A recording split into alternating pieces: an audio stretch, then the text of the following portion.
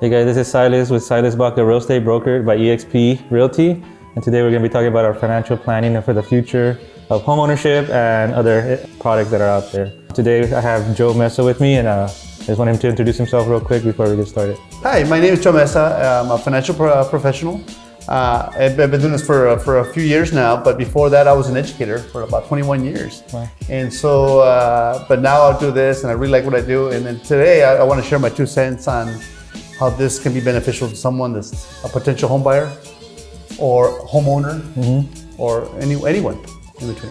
And I know you say you're an educator. What did you teach when you were in the education? Oh yeah, when I taught for 21 years. I was an educator in 21 years. I did everything. I taught middle school science, high school science. I also did technology for 13 years. I did web design, animation, and even video production. Dang. Believe it or not, that's what I did too.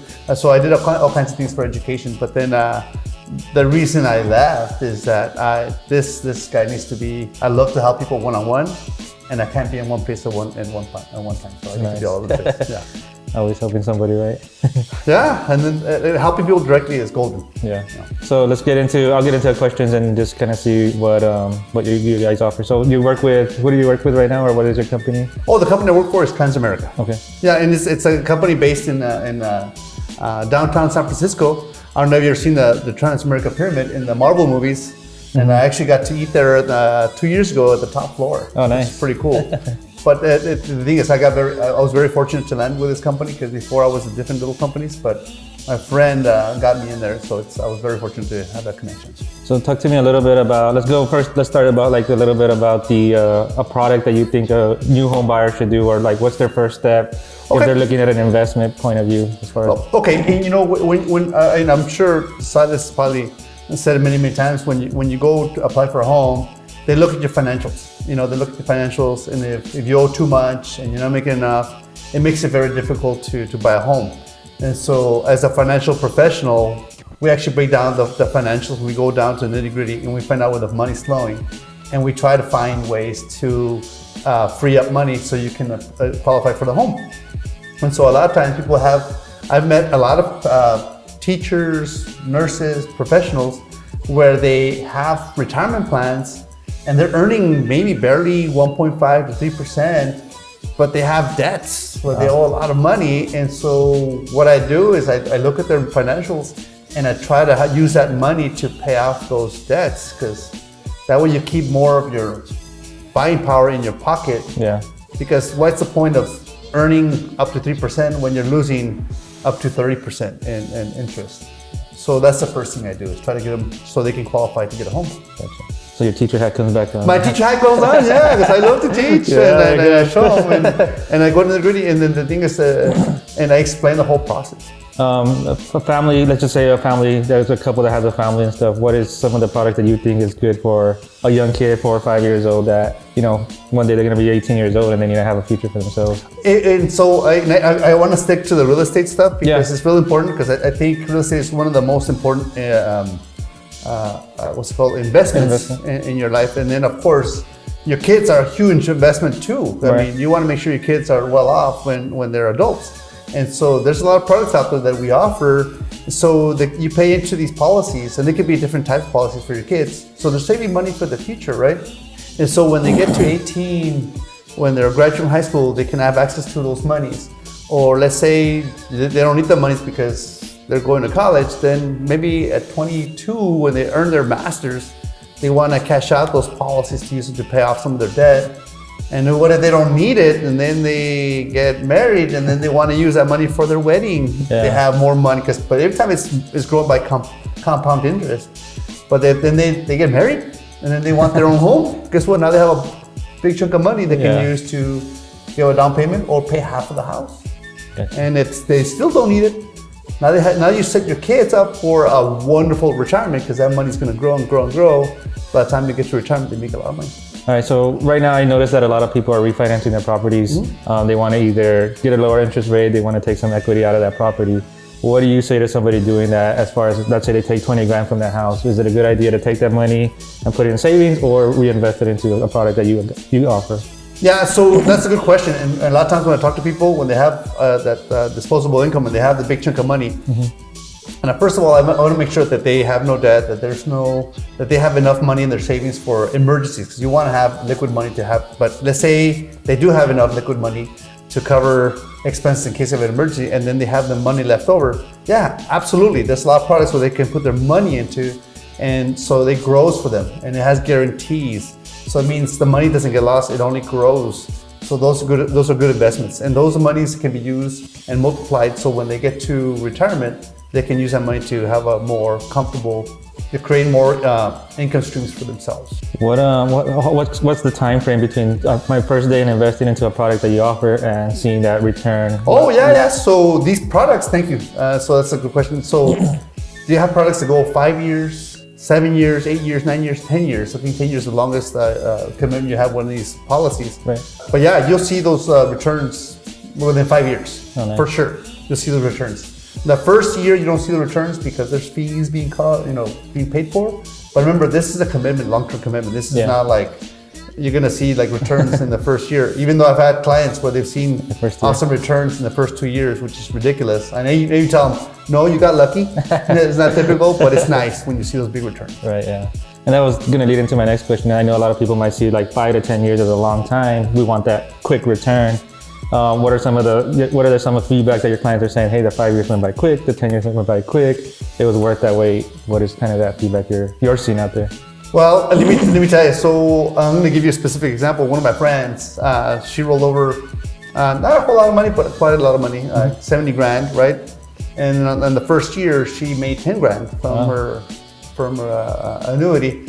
And she asked me, "Is this typical?" I go, "No." And then the next year, she made another 6 grand. He goes, "Joe, is this typical?" I go, "No." And then what's cool is that she made about $16,000 in 2 years.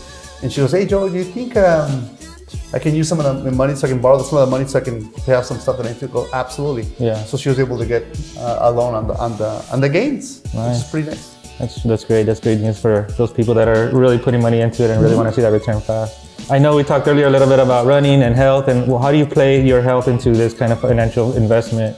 So education, fitness, all the stuff, financials, they're all very important to me.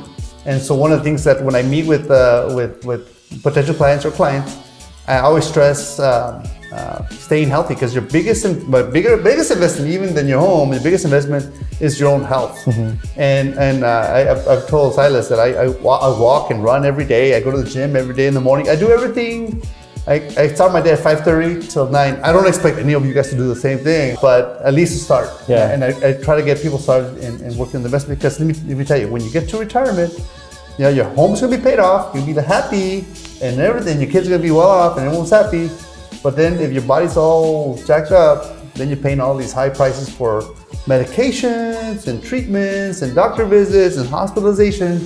There goes all your money. Right. And you could possibly lose your home. Long-term care is not cheap, and that's something I also help with. I help people set up long-term care policies to prevent in case something does go wrong with health. Nice. So you're just like a one-stop shop. Let's go. Yeah. Whatever you need, I got you. Yeah. That's great. So tell me a little bit about maybe like your top 2 products that you feel is like super important to you, or like your favorite that you like to see people actually get that's important. So what I do is it's just like exercise, right? If I'm going to ask you to start exercising, I'm not gonna ask you to run a marathon with me on the first day. Yeah. So I'm gonna ask you to walk with me a mile until you get used to it, and then you do walk another 5 miles, and in between we do a little bit of runs to get you into doing that. So same way I would get you into exercise, same way I'd get you into a financial plan. We would start off with something that's is low premiums, so you can afford it, and so you can see the importance of it, and then eventually transform those policies to something bigger and bigger and bigger. So that way it adds more benefit. So in the beginning you have the most benefit for the least amount of price, but then you start adding to it and building on it. So that way you can see the big picture, that this is for your own future, for your own good. It's hard to visualize the future. They like to live in the now. And so they don't realize that you can still live in the now, still enjoy your Chico's tacos.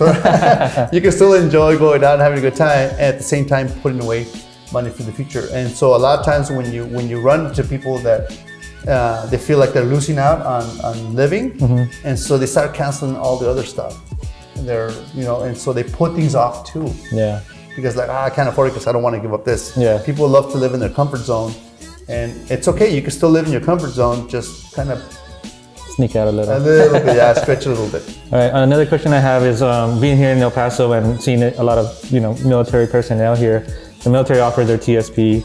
What is a product that you can supplement with that, or even transfer some of that money to people that are getting out and cashing out on that? Yeah, so the thrift savings plan, right? Correct. That the military offers. It's not only military but also federal employees. Oh, nice. To get that. So they're put. And it's one of the beautiful things. And if you know someone in military or in the federal position, and they're not putting money in a TSP, do me a favor, kick them in the butt, because they got to do it, because it's free money. It's free money. They're leaving on the table. So if they match, they put so much more money in there and they match them, so your money's not only growing one way, it's doubling, because they're contributing what you're putting in. So it's worth doing the TSP. Okay. And then, but once you get to retirement, or you leave the federal government, you leave the military, that money is accessible to you. And so when I talk to people, I talk about the benefits of having that money. Of course, you haven't paid taxes, so you have to really think about the taxation on it. So, and then we talk about the taxation. What do you want to do? What do you want to pay out? Is it worth taking it out to pay off debt? Is it worth enough to use it for a home? Or you don't want to pay taxes now, you want to use it for later. Then there's policies where you can roll it over to, so you can still continue growing, but now it's safe money. It's not, you're not losing any money. Right. Because once you have a TSP, there is a portion of the money that's in high risk. And so this way you put it somewhere where there's no more risk anymore. Yeah, and I agree with Joe. I mean, kick him in the butt if nobody's doing it. I know I made the mistake of not doing it, so I look back and like, man, I should have done that, and then transferred over after I got out. So definitely something you want to do. I know you're talking about the mortgage insurance, so let's go into that a little bit more in depth, so that way you can kind of elaborate on that. So when someone's buying a home, right, and you love the other person, you really care about the other person, so in case something happens to you or the other person, you want to make sure the house is paid for, right? That's mortgage insurance. Yeah. And really, it's a form of another type of insurance. But once you get that policies, so to cover in case one dies or the other one dies, the house is paid for. That's a really loving thing to do to your loved ones. Right. But once the house is paid for, and let's say you paid off early, you still have that insurance. That insurance can be converted to a permanent policy. And when you convert to a permanent policy, then you're earning cash value that's non-taxable. Wow. It's not considered income. So there's different products you can go into. I'm not going to go into details because we'll be here forever, but you can make it into a permanent policy, so you're earning cash value. And if you're young enough you fund it properly, it really grows, and it could also be turned into a retirement tool. And you can use it for retirement. So it's a great deal to at least get started with something to protect the one you love, or the ones you love. But at the same time, in the future, it could be where you're protecting yourself for the future. Another question I wanted to ask you is, I know a lot of people ask, well, how does my health have to be to get life insurance, stuff like that? Is that something that's a big factor nowadays, or is there still like leeway around certain health, stuff? My kids, I already have my kids insured. Okay. They have their own life insurance. And the reason is that because they're going to be using it not only as to protect themselves, their families in case something happens to them. Right. I'm making sure that if they have any hidden health issues, I already have them covered. Nice. They're guaranteed to have life insurance for the rest of their life in case they have some weird condition. So I encourage you guys to have life insurance for your kids right now that they're healthy before something surfaces like that you didn't know. Now, as an adult, but going for life insurance, before there was certain health conditions that you wouldn't be able to qualify, but now certain conditions are okay, like diabetes, high blood pressure. It's not a big deal like it used to be, because now medication helps people out. Right. But if you do have the conditions, I mean, there's different types of policies.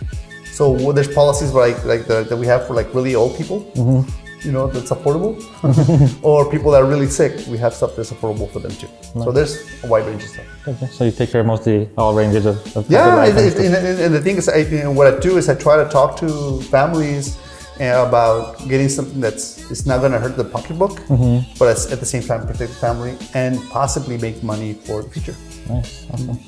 So I'm going to tone it down just a bit, but I know you're known for really taking care of people and making sure that people are educated, being an educator yourself. So I know you have a certain style. So talk to me a little bit about the bow tie, the suit, your theme behind that. Oh yeah. You know what? It's funny because believe it or not, I was actually a pre-med student, right? I was going to be a doctor. Oh, nice. And so now when I walk around with this bow and tie, people think I'm a doctor, and I go, no, I'm not a doctor. I was having Chico's Tacos in my bow tie at the one on Alameda, the south side of El Paso by the UMC. Right.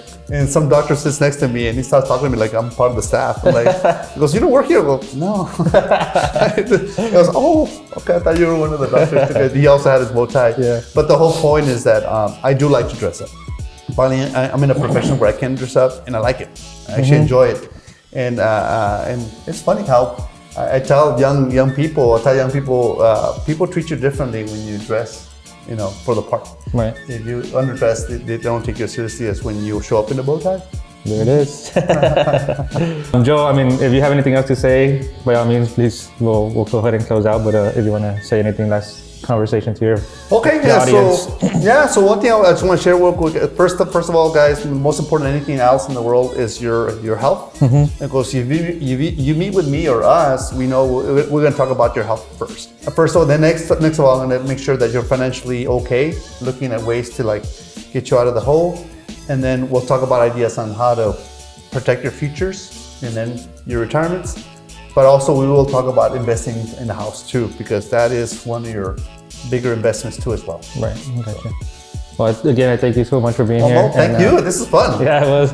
So guys, if you liked it, like it, subscribe, and we'll definitely see you on the next video. So have a good day. Bye-bye.